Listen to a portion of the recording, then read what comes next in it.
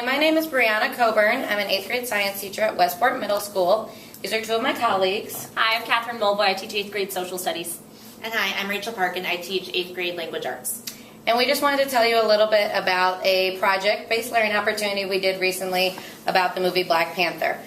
We were just completely on the same page of like, this is important. We need to get our kids to this movie, and we need to help them to see that you can learn about the world around you in pop culture and in lots of different ways. Learning doesn't have to be textbooks and boring. It can be whatever you want it to be. So we decided to focus it as a research project and do ELA research standards. We just want it to be whatever they wanted to learn more about, because as I walked away from the theater, that's what I was pumped up about, was learning more about this topic and this topic and this topic. And as educators, I think we do that a lot. And I think school sometimes forgets that that's what learning really should be about. We ended up coming up with 15 topics that we were going to give the kids on a choice board so they could look at all these different things. And we came up with everything from the different languages that are used in Black Panther to women's roles and how women's are portrayed. We had a create your own option. There was one on how power transitions in different countries, foreign aid, designing your own superhero, conflict minerals, music. We basically just pulled from everything that we found really interesting. And then we gave the kids some questions to jump off of. So we tried to give them as many options as humanly possible, and we also tried to give them a starting off point but not limit them on where they wanted to go. So anyone that needed our help was able to ask for it. Everyone else was able to pick a research question that they wanted and just run with it, which was really fun for us to watch. We had to figure out how to get them to come up with a specific research question, and we tried to do that by we looked at ELA research standards to be able to do that. We want students to be able to look at multiple informational texts, evaluate information, pull sources, and synthesize information, and be able to write about it and share that information. And in class, we've been doing that with Native American history and African American history in a more structured, guided way. This Black Panther project, we saw that as a huge opportunity for students to do the same research tasks in a much more authentic way. If we are creating and inspiring lifelong learning, we want students to see something, become curious about it, and try finding information on their own and evaluating sources and sharing sources, actually, in many cases, which was really fun to see. We designed a note structure so that students could specify which question they were researching, write down the information, and we wanted to support students in being able to record where they found that information in case they wanted to trace it back and check later. We have 400 8th graders. All 400 8th graders created some type of project.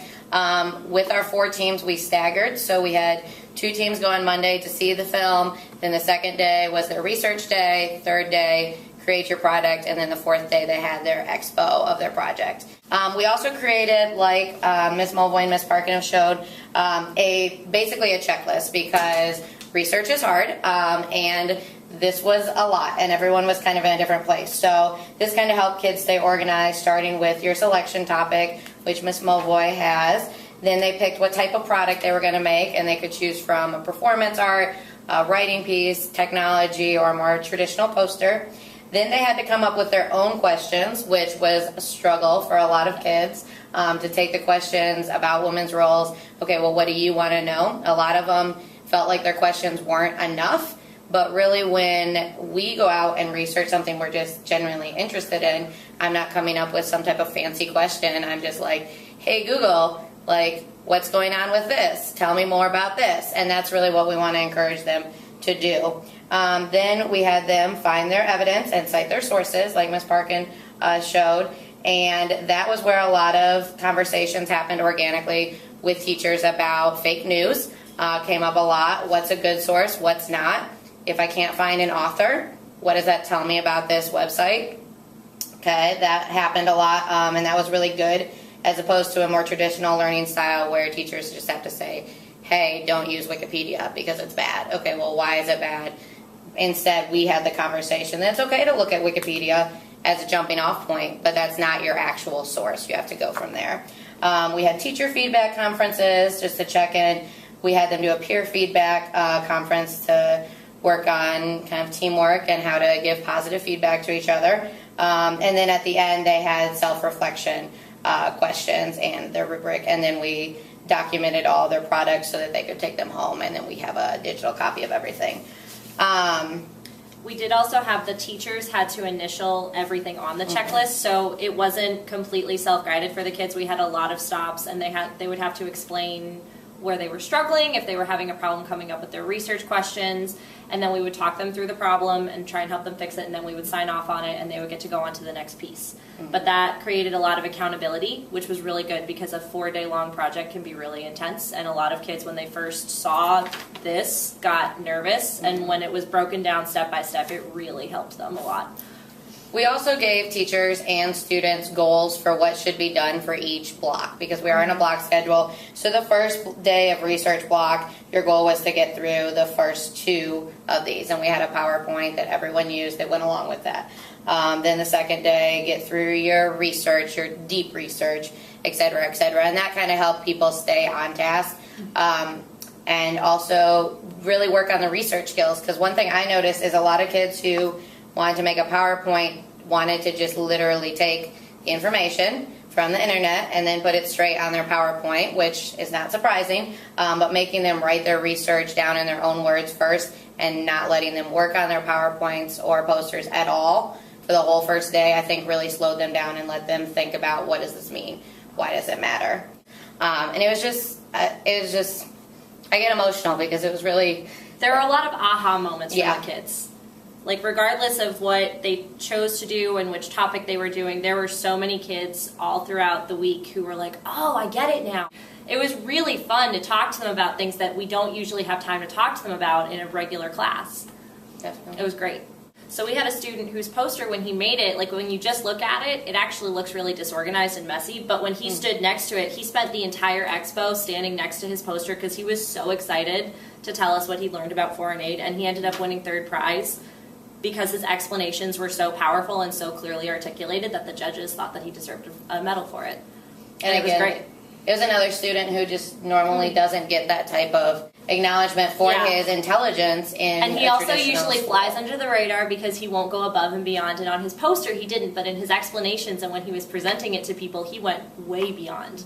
And that was so cool because I'd never seen that from him before. It was great.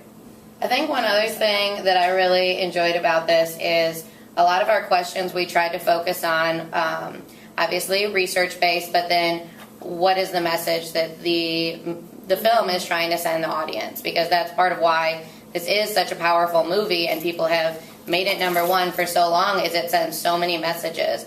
And the fact that kids can go out and see a film like this on their own and say, hey, this person's speaking to me and my interpretation of the message is just as valid as any adult out there, I think was really powerful for kids, because in school a lot of times it's right or wrong. You get the point or you don't. And this, I think, let kids take it in their own and say, hey, this is what I think it means. This is what I take out of the Black Panther. And I think one other thing that I appreciated about it too is you could talk to any kid on the floor and ask them what they were doing and what their project was about in the hallway, and they were excited to talk about it. And it really increased the cross-team bonds between teachers and students and other students. And I think that was a really great opportunity as well. For some students, it was the first time that they had taken work home to continue working on it the entire school year. That was not required. It was given an option, and they brought it back. They came back finished. They were ready to go. Carrying trifolds onto the bus. That is not something you usually see the week before spring break with the population that a lot of us have. And so I think it's really important to know that this can happen at any school in the district and any school in the country if the right supports are put in place and if you take the time to work as a team ahead of time and think about what do our kids need to be successful and what are they interested in. And then learning can happen from there.